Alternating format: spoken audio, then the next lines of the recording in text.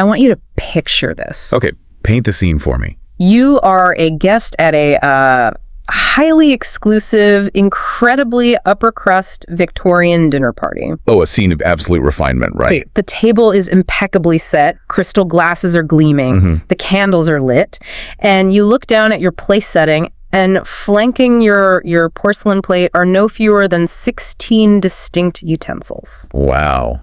They really loved their highly specialized silverware back then. They did. You've got your special knives for game, your forks for roasts. There are separate, delicate little sets for fish, for salad, for fruit. Sounds exhausting just to eat. It does. But then you glance over at the gentleman seated next to you. And alongside his glittering array of silver, there is a 17th implement sitting on the tablecloth. And I'm guessing it does not look like it belongs at a dinner party. It really doesn't. It looks shockingly like a pair of heavy-duty garden pruners. Yeah, it's equipped with these flat, interlocking, toothed blades. And as the mutton is served, instead of picking up a knife and fork, this dignified gentleman picks up this medieval-looking hand tool. That is quite the visual. He grabs a massive chunk of meat and proceeds to aggressively pre-chew his dinner with this tool right there at the table, just crunching it down into a paste. Unbelievable. This horrifying little gadget was called a masticator, and it was an absolute necessity for the multitude of Victorians who had lost all their teeth. Which perfectly sets the stage for what we are doing here today. Exactly. Our mission for this deep dive is to embark on a massive, comprehensive exploration of human anatomical replacement. And we are pulling from a really wild variety of sources for this one. We really are. We've been combing through centuries-old surgical manuals, deeply personal modern Reddit threads. We've even got first-hand accounts from inside cutting-edge biotech labs and modern burn units. It's a massive scope. We're looking at the history, the present, and the future of swapping out our original biological parts. From the crude beginnings of wooden teeth and brass noses, all the way to gene-edited pig organs. Not to mention beating hearts suspended in plastic boxes. Right. And even the profound decision to voluntarily amputate a natural limb in exchange for a bionic upgrade. Because medical progress isn't just a straight line. It's a messy, fascinating, often terrifying trial and error lurch forward. And understanding this history really helps you grasp how incredibly complex and resilient your own body truly is. It's an engineering marvel that fiercely resists being tampered with. Okay, let's unpack this Victorian mouth pruner situation.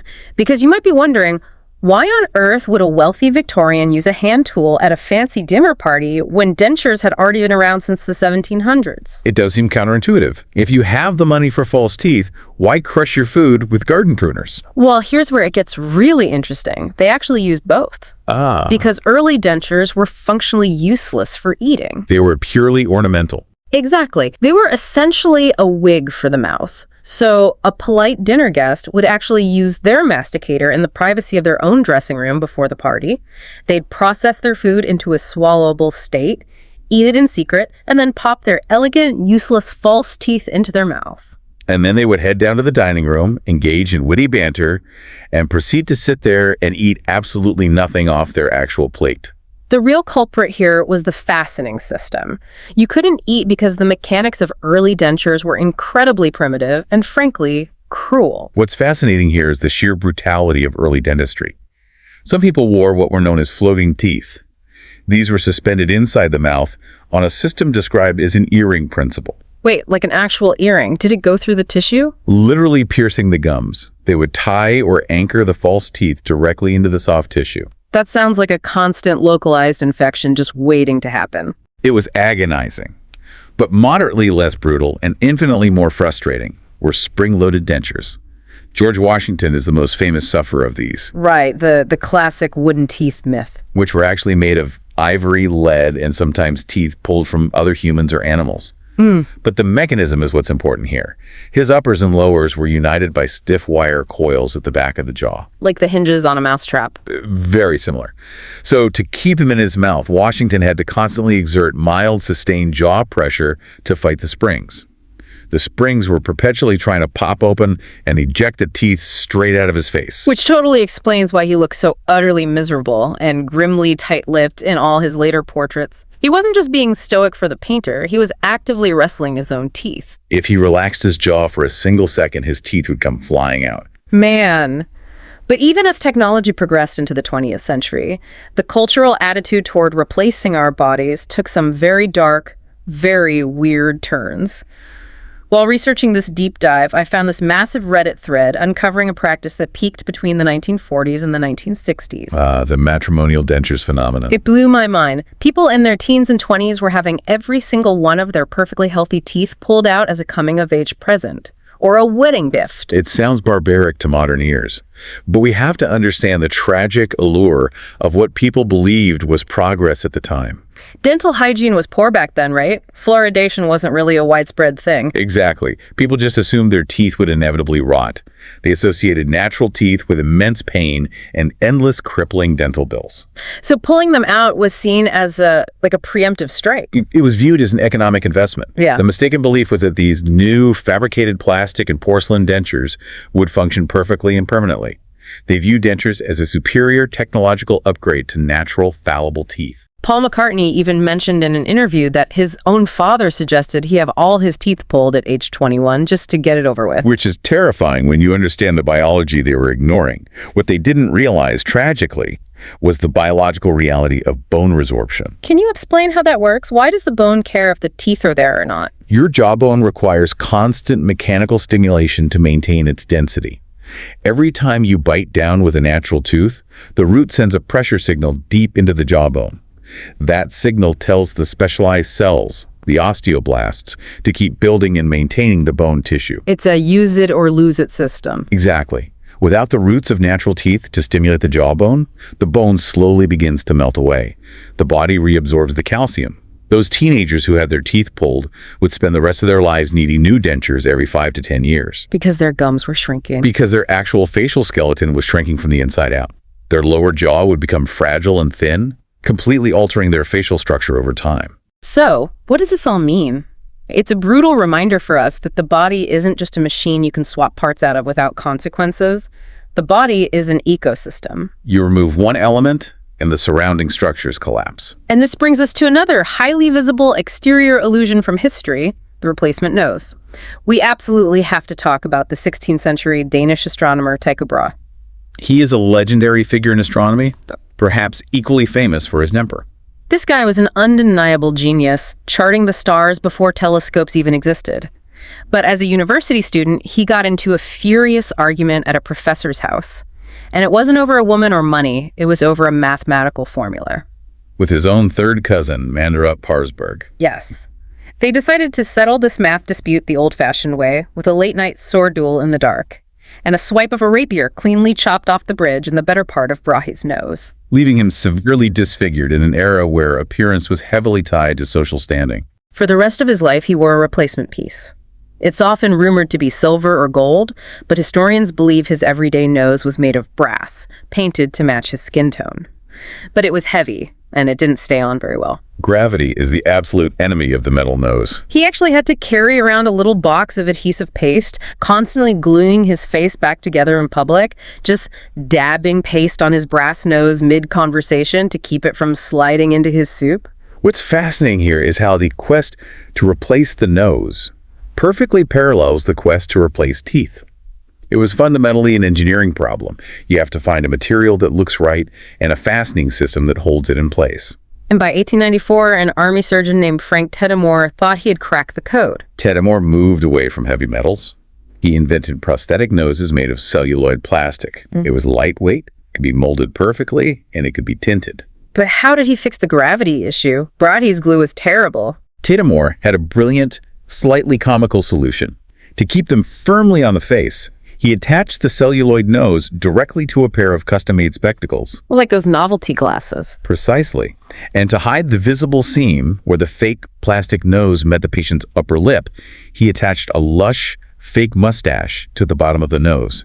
He essentially invented the Groucho Marx disguise decades before Groucho Marx ever wore it. It sounds like a perfect solution. Lightweight, stays on your face, hides the scars. But there was a massive flaming catch, wasn't there? A literal flaming catch. Celluloid is a highly, highly flammable early plastic. It's what old movie film was made of, right? The stuff that would catch fire in the projector booth. Exactly the same material. So if you were a prominent New York merchant wearing your Teddemore nose, Right, and you decided to enjoy a post-dinner cigar, it was a genuinely deadly risk. One stray spark from the ash. And you could literally set your face on fire. The nose would ignite in seconds. Which naturally leads us to the realization that the absolute best material to rebuild a human face is human flesh. It doesn't catch fire from a cigar, and it seamlessly integrates, in theory. Which takes us into the incredibly gruesome, deeply bizarre history of skin grafting. If you think the brass nose is wild, wait until we talk about the pedicle flap. Let's set the scene. Historically, there was a high demand for replacement noses. They weren't just lost in math duels. They were routinely hacked off as judicial punishment. For crimes like adultery or tax evasion, the authorities would sever the nose to permanently mark the person as a criminal. And then there was the medical side of it. Late-stage syphilis literally rots the cartilage of the nose away. So you had a huge population of people walking around with a gaping hole in the center of their face. To fix this, early surgeons developed the flap technique. The most famous iteration was pioneered in the 16th century by an Italian surgeon named Gaspar Tagliacozzi. Okay, so how did Tagliacozzi do it? Because he didn't just cut a piece of skin off and glue it on. No, because if you completely sever a piece of skin, it dies. It loses its blood supply immediately. So Tagliacozzi would cut a flap of skin from the inside of the patient's upper arm, but he would leave one end of that skin attached to the arm. So it's like a skin peninsula. The blood is still pumping into it from the arm. Exactly. He would then bring the patient's arm up to their face and suture the free end of that arm skin to the edges of the patient's ruined nose. If we connect this to the bigger picture of anatomical mechanics, the biological concept is undeniably brilliant. The skin needs a continuous blood supply to survive, while it establishes new vascular connections, new microscopic veins into the face. The theory is sound, but the physical reality for the patient was absolute agony. Because they couldn't move. Right. To keep the arm perfectly still while the skin slowly grew into the face, the patient was bound in an elaborate, torturous network of leather straps, bandages, and harnesses. They would have to sit there for up to 3 weeks with their arms strapped tightly to their head, essentially smelling their own armpit, while their arm skin slowly merged with their face. Think about the muscle cramps. The muscular atrophy and joint stiffness would be severe. And after 3 weeks, if the face had established its own blood flow into the flap, the surgeon would finally sever the connection to the arm. We have to give a massive shout out to the unsung hero of this era, a Bavarian surgeon from 1460 named Heinrich von Falzpaint. A century before Tagliacozzi. He was doing these exact arm flaps 4 centuries before the medical world understood germ theory. Louis Pasteur wasn't even a glimmer in history's eye.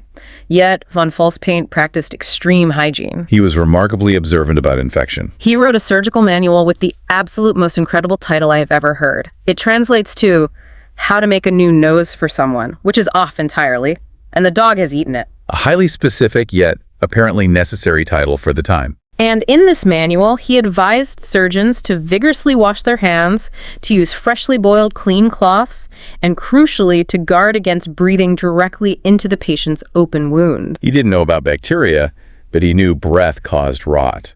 Especially, he warned the surgeon not to breathe on the wound if they had recently eaten onions, peas, or slept with an unclean woman. His reasoning was flawed, but his protocols saved lives.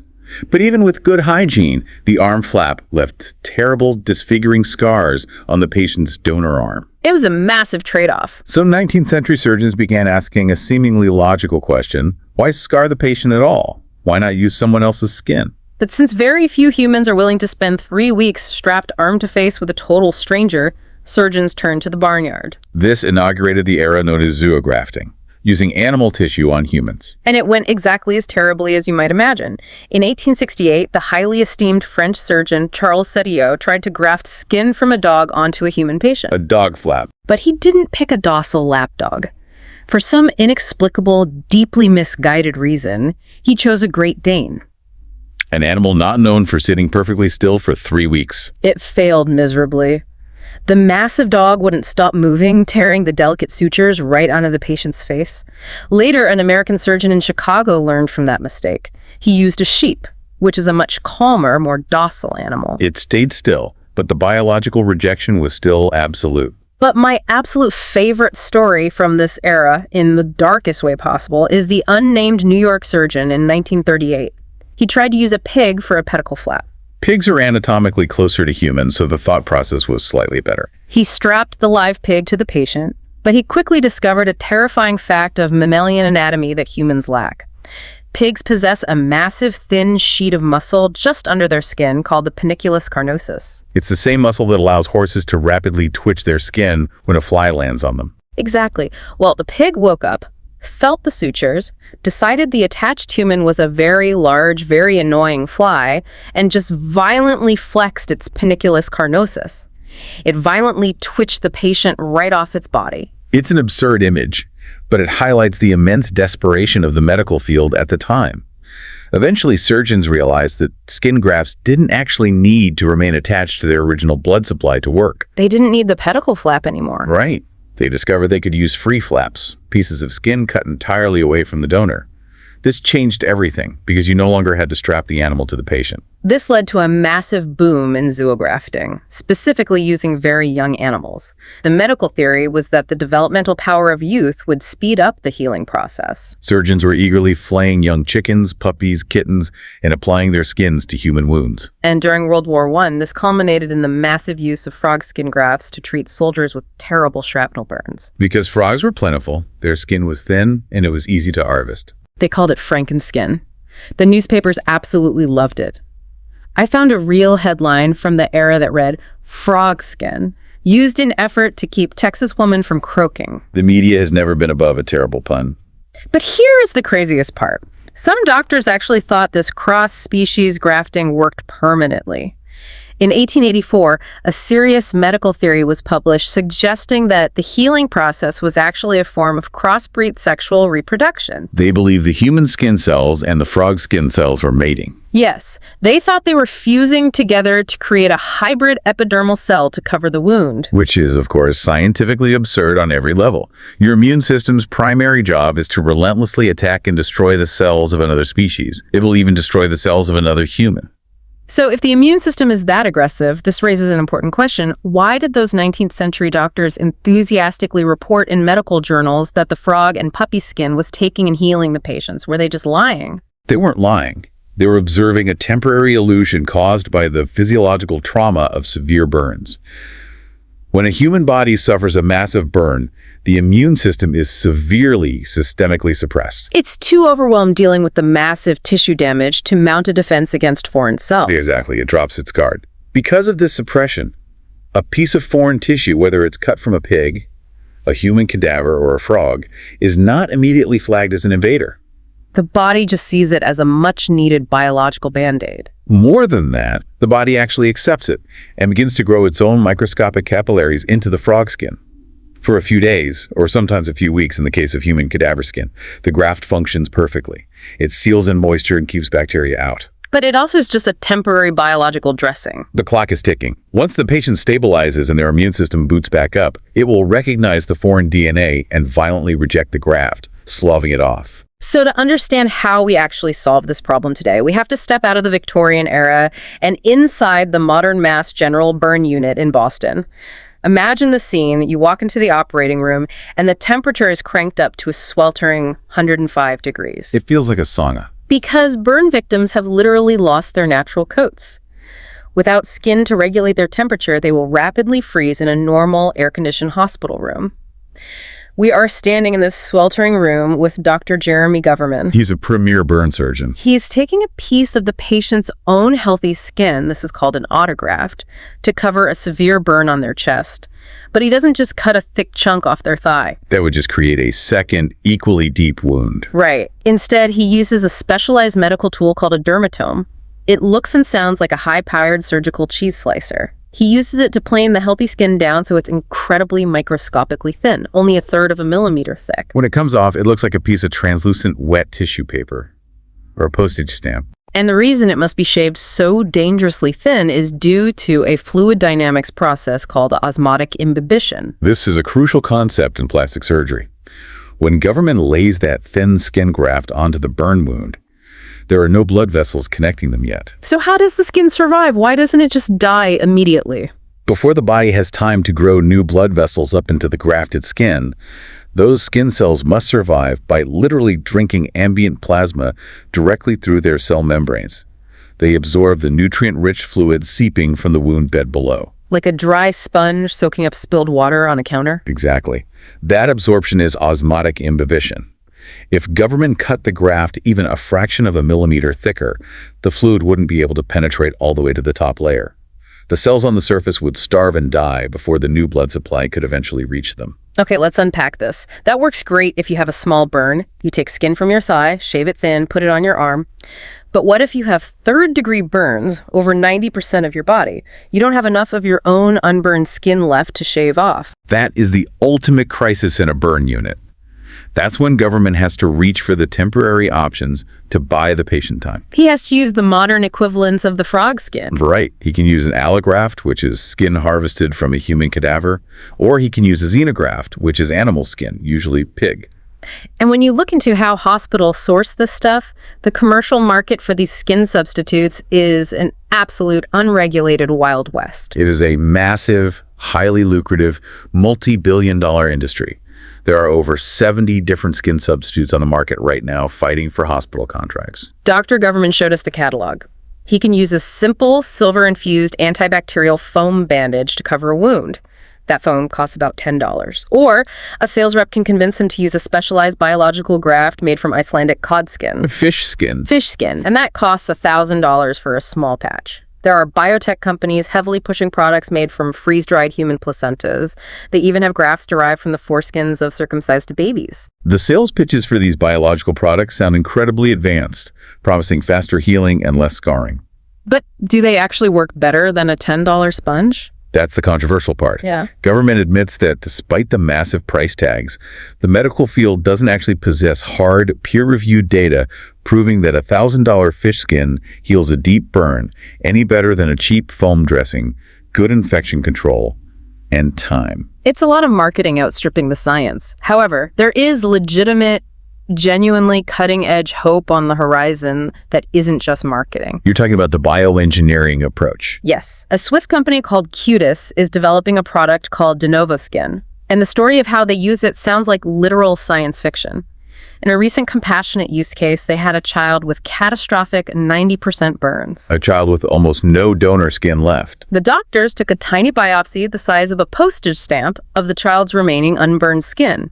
They put it on ice and flew it on a jet to a laboratory in Zurich. Once it arrived, the scientists isolated the two main layers of the skin, the epidermis on top and the dermal fibroblasts underneath. They multiplied those cells in vats, and then they essentially seeded them onto a highly engineered three-dimensional collagen scaffold.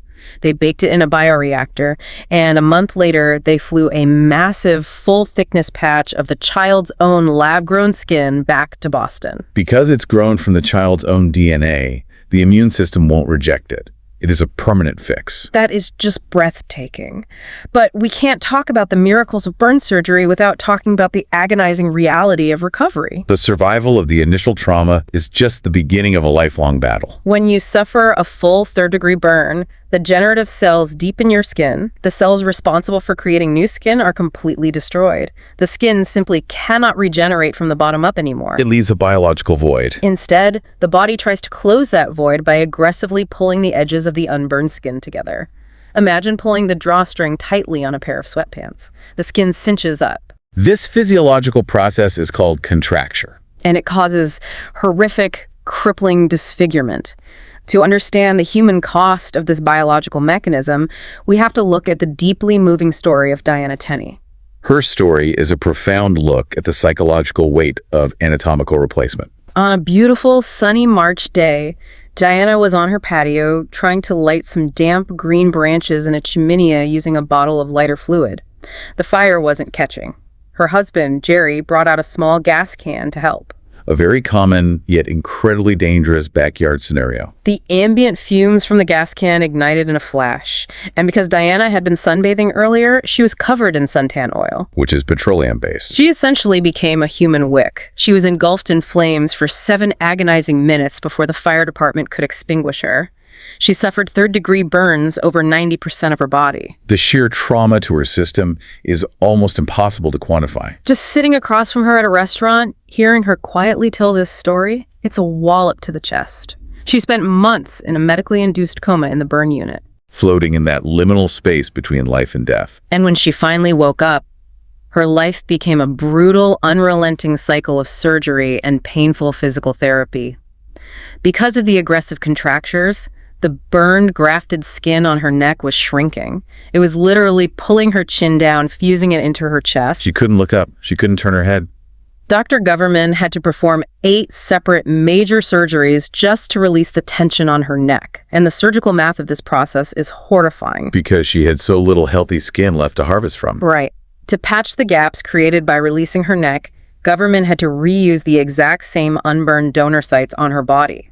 He had to wait for her thigh to heal, then slice a layer of skin off it, wait for it to heal, slice another layer off, 5 or 6 times from the same spot. The physical pain of the donor sites is often described by patients as worse than the original burn. But the psychological toll is almost unimaginable. Diana described this one moment in physical therapy. She hadn't seen her full body yet. She accidentally caught a glimpse of herself in a full-length mirror for the first time. The patchwork of scars, the altered shape of her body. It strips away your entire physical identity in an instant. She was absolutely convinced that her husband, Jerry, would leave her. She told him he didn't sign up for this.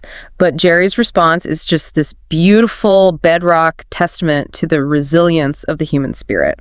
What did he tell her? He looked at her and simply said, "I don't love you for your physical appearance.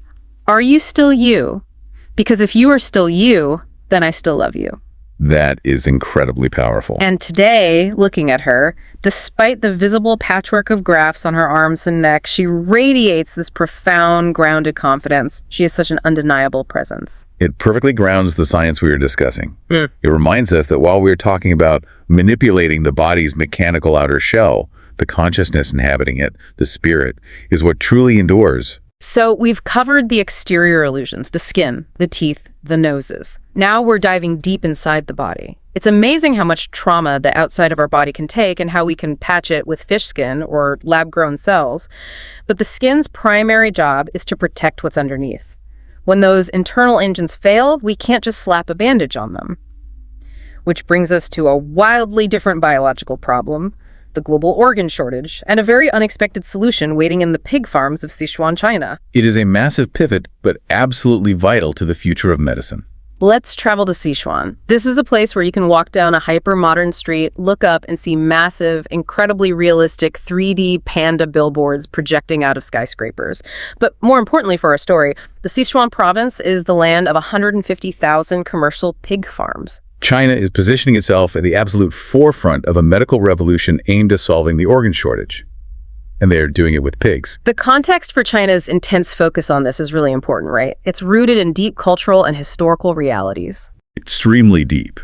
China has a massive population, obviously, but they suffer from a severe lack of voluntary citizen organ donors. Why is the donor rate so low compared to the West? This reluctance is heavily tied to ancient Confucian beliefs. In that tradition, the physical body is viewed as a sacred gift from one's parents. Returning that body completely intact upon death is a matter of profound ancestral respect. You don't want to arrive in the afterlife missing a kidney. Furthermore, the prevailing concept of reincarnation suggests you need all your original parts to transition smoothly into the next life. That makes voluntary donation an incredibly hard sell. It does. Because of this, for decades, China relied heavily on harvesting the organs of executed death row prisoners, a practice that was fraught with immense global ethical violations and condemnation. And it's important to note, we are just reporting on these historical practices and the cultural context found in our sources, not endorsing any of the viewpoints or policies surrounding them. Absolutely, and even as they try to modernize and transition to a voluntary system, the math simply doesn't add up. The demand for livers, hearts, and kidneys vastly outstrips the meager supply. So they needed a scalable industrial solution, which brings us to the pig protocol. And you might be listening to this thinking, if we need human organs, why are we looking at pigs? Why not a goat or a cow? Or better yet, a monkey? We evolved from primates. It's the most logical question. Well, the history of using the pig is surprisingly corporate. Back in the 1950s, the prestigious Mayo Clinic partnered with the Hormel Meat Company. Yes, the company that makes Spam. A strange bedfellow for a medical clinic. Hormel had spent decades selectively breeding their agricultural pigs to be absolutely massive, maximizing pork production. The Mayo Clinic went to them and said, hey, can you reverse engineer that? Can you breed us a miniature pig? Because a massive farm pig has organs that are much too large to fit inside a human chest cavity. Exactly. They wanted an animal with organs roughly the exact size and weight of an adult human's, but housed in a body small enough to easily and cheaply handle in a laboratory setting. And the reason the medical community didn't aggressively pursue primates, which are our closest genetic relatives, is twofold. The first is obvious.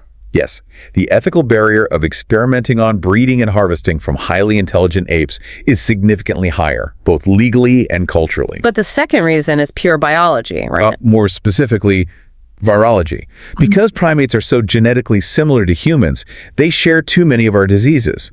The risk of zoonosis transmitting a lethal unknown primate virus into a human recipient whose immune system is suppressed is a massive civilization-level deterrent. We don't want to accidentally start a pandemic to save one kidney patient. Exactly. With pigs, the evolutionary distance provides a safety buffer against viruses. Yeah. Furthermore, we already raise and slaughter pigs globally by the hundreds of millions for the food supply. And thanks to decades of agricultural and medical research, we know the pig genome almost as intimately as we know our own. Even from a strict religious standpoint, the path is clear. Leaders in both Islamic and Jewish faiths have issued formal clearances. They determine that the core theological imperative to save a human life overrides any dietary restrictions against interacting with or consuming swine.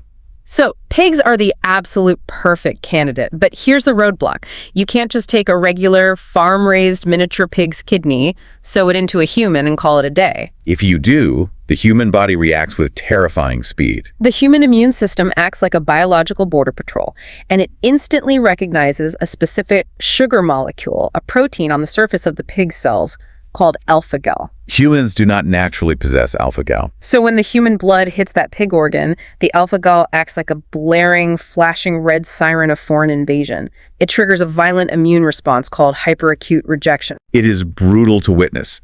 Within minutes on the operating table, the transplanted, healthy pink pig organ turns mottled, then black, and completely dies as the human antibodies tear its vascular system apart. So scientists had a massive engineering problem. They had to figure out a way to magically hide the pig tissue from the human immune system. Which brings us to the cutting edge of genetics. This brings us to Clon Oregon, an incredible, futuristic facility located just outside Chengdu. To get there, the researchers literally cross a moat and face a massive physical stone barrier they dubbed the Great Wall of Clon Oregon. It sounds like a fortress. It is. It's built entirely to keep agricultural pathogens, wild boars, and bacteria out. Inside this super clean, designated pathogen-free facility, they aren't just breeding pigs, they are raising pigs that have been genetically modified using CRISPR technology. What's fascinating here is the precision of CRISPR. It functions like a pair of microscopic, programmable genetic scissors. So they use these scissors to knock out the pig genes. Exactly. They send the CRISPR enzyme into the pig embryo's DNA, locate the specific gene responsible for producing that alpha-gal sugar, and simply snip it out. They knock it out of the genome.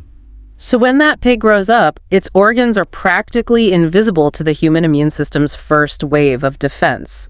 These are the exact types of organs that have recently made global headlines when transplanted into human patients under emergency compassionate use exemptions. It is a monumental achievement, but hyperacute rejection is only the very first immediate hurdle. Right, because the body is stubborn. The human body will still slowly, methodically reject the organ over months or years. To prevent this, the human patient currently must take highly toxic, whole-body immunosuppressive drugs. Which essentially turns off their immune system, leaving them incredibly vulnerable to catching common colds that turn into lethal pneumonias or developing rare cancers. This raises an important question. How do we protect the organ without destroying the patient's immune system? And the future vision for this is mind-blowing. Researchers like Dr. Xiaoping Deng envision a future where we don't just knock out pig genes, we use CRISPR to knock in specific new edits. He wants the organ to protect itself. Yes. Imagine a kidney engineered to secrete its own localized immunosuppressant drugs directly into the surrounding tissue.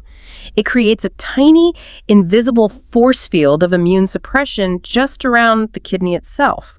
It is a brilliant concept. The organ is shielded, but the rest of your body's immune system can stay fully armed and functional to fight off cancer and infections. It's biological armor. But if you think gene editing a pig is wild, wait until we talk about chimeras. We are crossing into territory that challenges our fundamental definitions of species.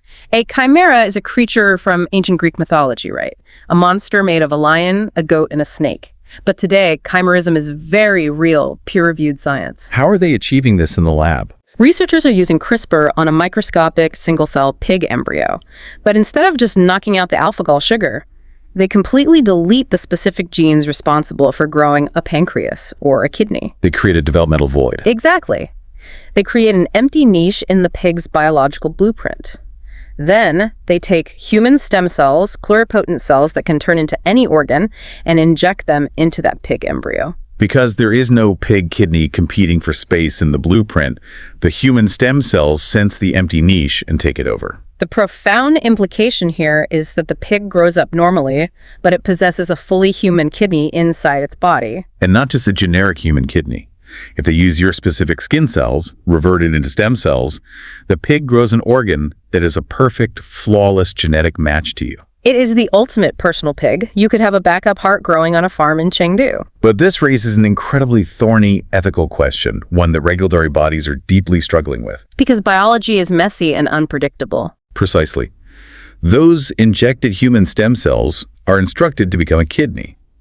But they don't always politely stay in the kidney niche.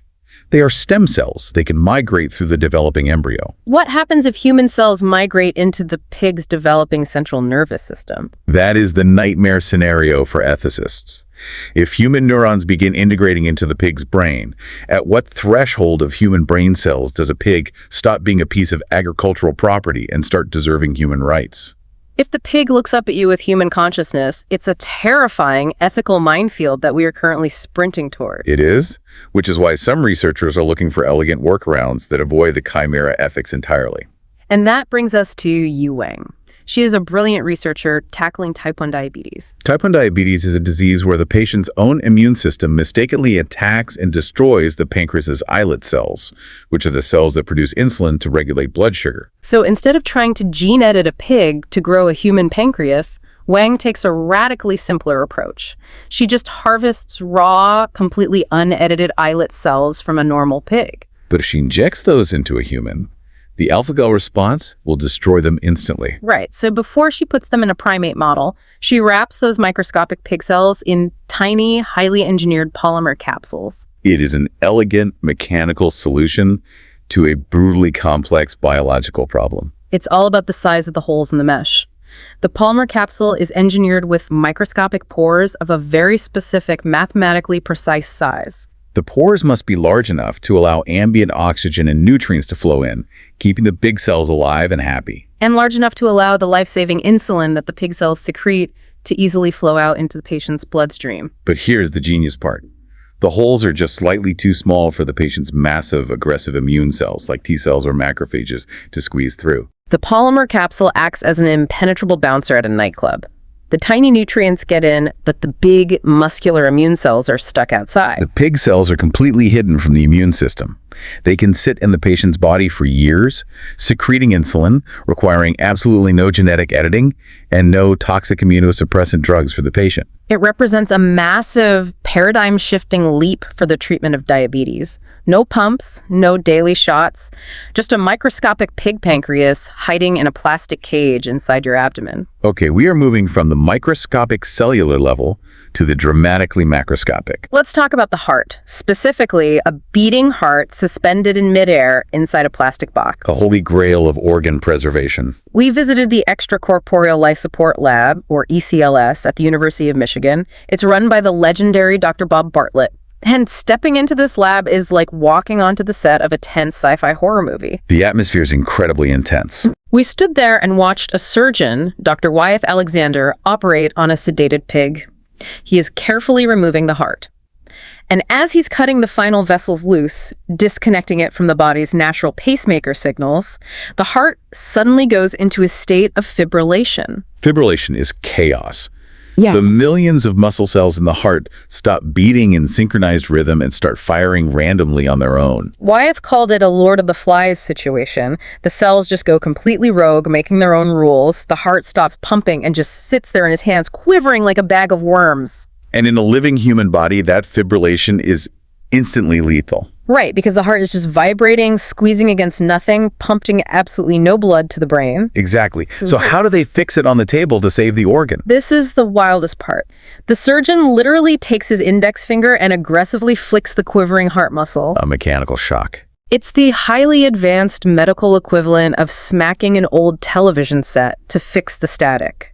And when that physical flick fails to reset the rhythm, he grabs the miniature defibrillator paddles and shocks it with electricity. It highlights a fundamental truth. The heart is essentially a dumb electrical machine. It just follows the current. But to safely move this electrical machine out of the body and hook it up to their experimental plastic rig, they have to stop it completely. They can't be sewing tubes into a thrashing muscle. So they chemically arrest it. They flood the coronary arteries with a massive lethal dose of potassium. The potassium completely disrupts the electrical signal, and the heart instantly goes cold, flaccid, and dead. And then comes the really treacherous part of the engineering problem. Right, because they have to hook this cold, dead heart up to a complex rig of plastic medical tubing to pump artificial blood through it and reanimate it. But blood absolutely hates plastic. Blood is evolutionary, designed to stay inside the smooth endothelial lining of our natural veins. The second human blood touches anything foreign, like glass, metal, or a plastic tube, the platelets panic. They instantly start to clump together and form a clot to plug what they perceive as a leak. And a microscopic clot moving through an artificial heart rig will either ruin the organ's delicate capillaries or, if transplanted, cause a massive lethal stroke in the patient. For decades, this massive clotting issue was the absolute bane of extracorporeal medicine, any medicine outside the body. Patients on bypass machines had to be pumped completely full of dangerous blood thinners like heparin, which meant they could easily bleed to death from a tiny scratch. But Dr. Bartlett's genius was looking at how the body naturally solves this problem without bleeding to death. He looked at the natural blood vessels. Exactly. The cells lining our natural blood vessels constantly secrete a microscopic gas called nitric oxide. And what does the gas do? It acts as a localized pacifier. It temporarily puts the clot-forming platelets to sleep just as they pass by, preventing them from clumping together on the vessel walls. So Bartlett's team figured out how to synthetically embed nitric oxide directly into the polymer walls of their medical tubing. The plastic tubing itself actively mimics the chemical behavior of a natural vein. It buys the heart precious time outside the body without forming those deadly clots. And once it's hooked up to this magic tubing, they flush out the potassium, let the warm, oxygenated blood flow back in, and the heart miraculously wakes up. Start chugging away. Just hanging there in a plastic box, beating for nobody. But here is the grand, overarching mystery of the ECLS lab. Even with perfect oxygen levels, perfect artificial nutrients, perfect temperature, and perfect waste removal, a heart isolated on a machine will inevitably die within a few days. The tissue just degrades. The cells seem to simply give up. And here's the kicker. If you take that exact same heart off the machine and hook its tubes up to the natural circulation of a living, breathing sheep standing next to it, the heart will beat perfectly, indefinitely, for weeks. The mechanical rig provides the exact same nutrients as the sheep. So why does it die on the machine and live on the sheep? Dr. Bartlett believes the answer is a hypothetical hormone he calls vitalin. Bartlett's hypothesis is profound. If we connect this to the bigger picture, he suggests that organs fundamentally require an active brain to survive. We see terrifying evidence of this in tragic human hospital cases. You too. If a pregnant mother suffers a catastrophic brain death, say, from an aneurysm, her body can be kept on life support. Her organs will actually continue to thrive and function perfectly for months. But only for as long as the fetus is developing in her womb. Exactly.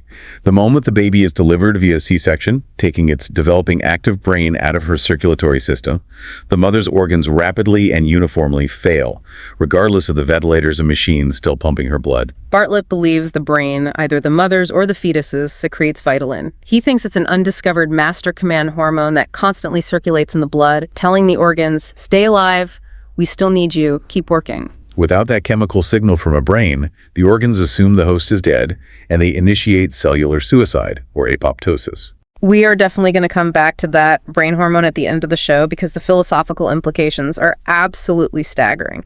But really quickly, since we are talking about extreme life support, we have to mention the wild alternative to lung ventilators. When a patient's lungs fail from pneumonia or trauma, mechanical ventilators often cause massive, irreversible tissue damage by forcing air into fragile alveoli. So researchers are actively testing a procedure called EVA, enteral ventilation via anus. It sounds like a joke, but it is deeply serious science. They are literally pumping oxygen-rich liquid, a heavy, breathable liquid called perfluorocarbon, as an enema into the patient's rectum. Why the rectum? Because the mucosal lining of the lower intestines is incredibly thin and heavily vascularized. It's designed to absorb nutrients and water. But it turns out it can also absorb oxygen directly into the bloodstream. It essentially turns the lower intestine into a functional third lung, bypassing the damaged chest lungs entirely. It sounds absurd, but it highlights how astonishingly adaptable our anatomy is. Which provides a perfect, bizarre transition into our next segment, anatomical alchemy. The art of repurposing one part of the body to serve an entirely different, highly specialized function. And the intestine is the absolute star of the show. Okay, let's set the scene for this one. I am sitting at a romantic, dimly lit corner table at a fancy Italian restaurant in Los Angeles, La Conda Veneta. The waiters are pouring wine, the ambient noise is lovely, but my dinner date is Dr. Maurice Garcia, a pioneering, world-renowned urologist who specializes in complex transgender surgery. And he is discussing highly explicit surgical techniques over dinner. While we are eating pesto and tearing into fresh focaccia bread, he is passionately explaining how he builds a fully functional neovagina for trans women using a section of their own ascending colon. It is a stunning example of surgical ingenuity and anatomical alchemy. Historically, surgeons predominantly used inverted penile tissue for vaginoplasty. But what if a patient needs a revision surgery? Or what if they lack sufficient tissue for the initial procedure? The surgeon has to look elsewhere in the body for mucosal tissue. The ascending colon is a brilliant, highly evolved substitute. Why the colon, of all things? Because it possesses three critical traits. It is naturally incredibly stretchy, it is heavily vascularized so it survives the transplant easily, and crucially, it actively undergoes peristalsis. Peristalsis is the natural, involuntary muscular wave that moves contents through our digestive tract, right? Exactly. In its new location as a neovagina, this constant peristaltic action actively moves the colon's natural mucosal secretions outward. It mechanically mimics natural biological self-lubrication. It's a brilliant repurposing of existing mechanics. But Dr. Garcia explained there is a weird, wildly specific complication that happens when you move the colon. The colon expects a certain environment. Right. The colon is used to having food waste, what surgeons clinically call the fecal stream, passing through it constantly. Without that stream, the tissue can develop a burning, painful irritation, a localized sort of vaginal colitis. Because the colon tissue relies on extracting specific short-chain fatty acids directly from digested food to stay healthy. So Dr. Garcia has to sit in his office, look his recovering patients in the eye, and give them a very strange, off-book medical directive. He tells them to go to the grocery store, buy a standard carton of half-and-half dairy creamer, and use it as a vaginal douche. The fats in the cream perfectly replace the fatty acids missing from the fecal stream. And it works. It perfectly soothes the tissue and cures the colitis. But Dr. Garcia's work isn't just about the tissue. It also actively tackles the psychology and hubris of anatomical replacement. Specifically regarding phalloplasty, the creation of a neopenis for trans men. Garcia discovered a really disturbing trend in the field. He noticed that some high-profile male plastic surgeons were constructing neopenises of massive, physically unmanageable girth. They were essentially projecting their own cisgender ego and male hubris onto their vulnerable patients. Exactly. These massive dimensions were making intercourse physically impossible and painful for the patient's partners. The surgeons were building monuments to their own skill, ignoring function. So Garcia decided to bring actual, verifiable science to this deeply subjective issue. His surgical team literally went on a field trip to a Good Vibrations sex shop in San Francisco. They walked in with paper surgical rulers and methodically measured the exact circumference of every single best-selling realistic dildo on the market. They crowdsourced anatomical preference. And they found a hard, undeniable limit consumer preference and physiological comfort maxed out at exactly 5 inches in circumference. Anything larger simply didn't sell well. Garcia used this empirical sex shop data to publish formal medical guidelines. He proved to these chest-thumping surgeons that bigger is absolutely not better when it comes to functional surgical reconstruction. So, what does this all mean? It means you have to build for the reality of the human body, not the ego of the architect. But if we want to talk about extreme surgical reconstruction, we must travel to the country of Georgia, to the clinic of Dr. Eva Kuzanoff. Dr. Kuzanoff takes the concept of utilizing existing body parts to an unprecedented, almost unbelievable extreme. He had a cancer patient who had tragically lost his entire penis to disease.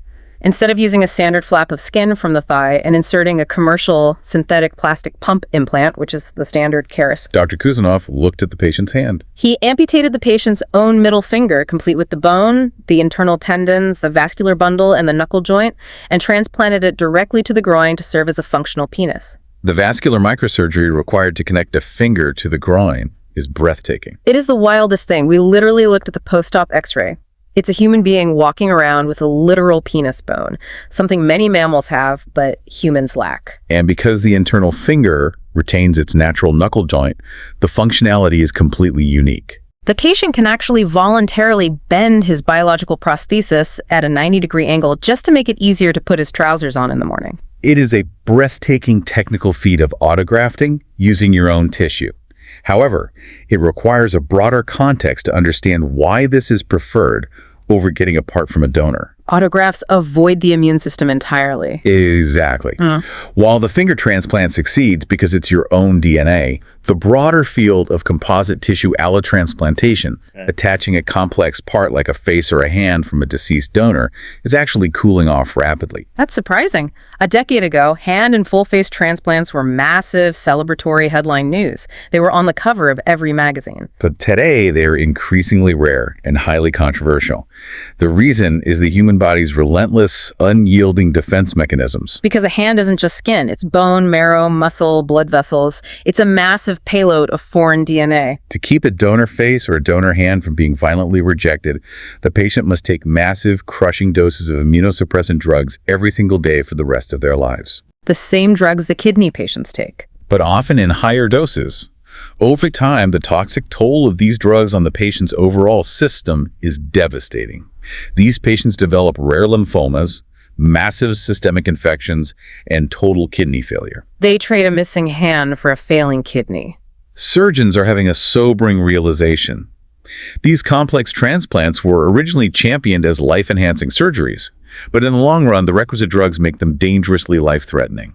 Which brings us to a massive philosophical turning point in our deep dive. If biology is so stubbornly resistant to donor transplants, and if holding onto your own mangled, damaged natural limbs is causing endless pain, when do you choose the blade? When do you make the profound, irreversible decision to voluntarily cut off a piece of your own body? Let's talk about elective amputation. We followed the deeply frustrating story of Judy Berna. She was born with spina bifida, a neural tube defect, and years of corrective surgeries left her lower foot a mangled, agonizing, hypersensitive science experiment. It was completely non-functional. It was dead weight. It was useless, but it was firmly attached to her leg.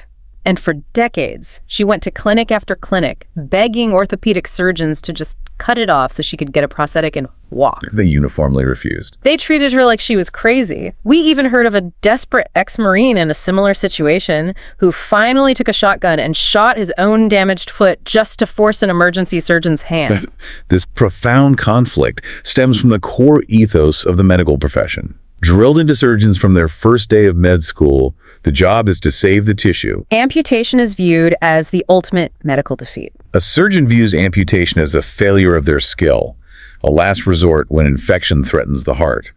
But from the patient's perspective, a mangled, painful, non-functional limb is a heavy anchor. Prolonged limb salvage enduring dozens of brutal bone graft surgeries over 10 or 20 years on the false, lingering hope of a 5% recovery literally steals decades of a patient's active life. They spend their 20s and 30s in a wheelchair recovering from surgeries that don't work. When a damaged limb is holding you back from living your life, amputation isn't a loss, it's a profound liberation. Especially today, because we are firmly, undeniably living in the bionic era. The technology has finally surpassed the biology in certain aspects. We met Clayton Fresh and his son Ezra. Ezra is an above-the-knee amputee who just won Paralympic gold. And when you look at Ezra's equipment, he doesn't just have one everyday walking leg. He has an arsenal. He has a massive catalog of what the prosthetic industry coldly calls terminal devices, or TDs. If Ezra wants to run a sprint, he snaps on a highly engineered, spring-loaded carbon fiber blade. The energy return on those blades is mathematically incredible. But it doesn't stop at running. There are highly specific terminal devices engineered for bowling, for rock climbing, for archery. There's a TD for kayaking that locks onto the paddle. There is even a delicate motorized terminal device specifically programmed for folding origami. The sheer capability of these modern prosthetics has led to a fascinating yet frustrating societal backlash, the pervasive myth of techno-doping. People getting mad that the bionic leg is too good. Exactly. Trolls online and even some sporting regulatory bodies accuse athletes like Ezra of having an unfair mechanical advantage over able-bodied runners. They claim the blade does all the work. But this completely ignores historical reality and the sheer athletic conditioning required. Following World War I, in 1921, there were widely documented accounts of British veterans with heavy, crude wooden peg legs playing highly competitive cricket and tennis against able-bodied men. And winning. The drive to compete, to adapt, and to win is fundamentally human. The modern carbon blade doesn't magically grant superpowers to a lazy person. It simply allows an amputee athlete's innate, elite physical conditioning and endless training to be fully expressed without the hindrance of a failing biological joint. But as amazing as the blades are, the hardware isn't perfect yet. The biggest, most agonizing issue for modern amputees isn't the blade itself, it's the socket. The interface where the machine meets the human. The socket is the custom-molded plastic bucket that aggressively squeezes the residual limb to keep the heavy prosthetic attached. And it is a daily nightmare of friction, blistering, and intense heat. Because the plastic doesn't breathe. People literally have to take their legs off in the middle of the day and pour cups of pooled sweat out of their sockets on a hot summer afternoon. It causes terrible skin breakdowns. And this is where the worlds of heavy orthopedic surgery and delicate dentistry beautifully collide to offer a solution. The radical alternative to the painful, sweaty socket is a procedure called osseointegration. This technique was actually derived from the work of Dr. Per Ingvar Brånemark, the Swedish pioneer of the modern dental implant. Decades ago, he realized titanium could fuse with bone. Yes, instead of resting a false tooth on the sensitive gums, he screwed a small titanium post directly into the patient's jawbone. The living bone cells naturally grow into the microscopic pores of the titanium, locking it permanently in place. So for amputees, modern surgeons are now doing the exact same dental procedure, but on a massive, terrifyingly large scale. They open the leg, expose the severed femur bone, and they drive a heavy 6-inch titanium rod directly up into the hollow marrow of the femur. The bone permanently fuses to the metal rod over a few months, and the prosthetic bionic leg then clicks directly into the bottom of that metal rod, which is permanently protruding right through the patient's skin. No more socket, no more squeezing. It is absolutely wild to look at. It looks like a sleek metal broomstick sticking straight out of a human thigh. But the functional difference is night and day. It means the patient's entire skeletal frame is bearing the weight of walking, just like a natural biological leg. The force is transferred to the hips naturally, rather than bruising the soft tissue of the stump. And because of a phenomenon called osseoperception, they can even feel the texture of the ground. The vibrations of walking on gravel travel up through the metal into the bone, and the brain translates that vibration as touch. It's the closest thing to true bionic integration we have. But achieving it requires intense, highly physical woodworking skills in the operating room. We stood in an OR during a standard hip replacement, which uses the same metal-in-bone principles. And if you close your eyes, it sounds exactly like a basement woodshop. It is not a delicate procedure. There are heavy rotary drills whining, reciprocating bone saws buzzing, and reamers squealing like car tires on pavement. The surgeons are physically hammering components into place. They are literally building structural dovetail joints inside the human body to anchor these metal parts. Yet, amidst all this brilliant carpentry, we are constantly, violently reminded of the ultimate limitation of materials. Metal isn't perfect. No matter how perfectly the surgeon drills and saws, the human body remains a highly hostile, corrosive, chemically active environment. We saw the absolute worst-case scenario of this with a disastrous DePuy metal-on-metal hip recall a few years ago. That was a catastrophic failure of bioengineering. The engineers designed a hip joint where a cobalt chrome ball rubbed directly against a cobalt chrome socket. They thought it would last forever. But as the patient walked, those heavy metal joints rubbed together, shedding millions of microscopic metallic wear debris particles into the surrounding tissue. And the body's immune system reacted to that metal dust as an invading poison. It attacked this debris with such aggressive ferocity that the resulting massive inflammation literally melted away the surrounding healthy muscle and bone. It caused catastrophic, agonizing joint failures. It is a stark, humbling reminder for engineers. You can build the perfect mechanical cabinet, but a wooden cabinet doesn't possess a hyper-aggressive immune system that is actively trying to melt its own metal hinges. The body always has the final say. And that brings us to the end of this absolutely wild globe-trotting journey. We've unpacked the agonizing mechanical bite of George Washington's spring-loaded teeth.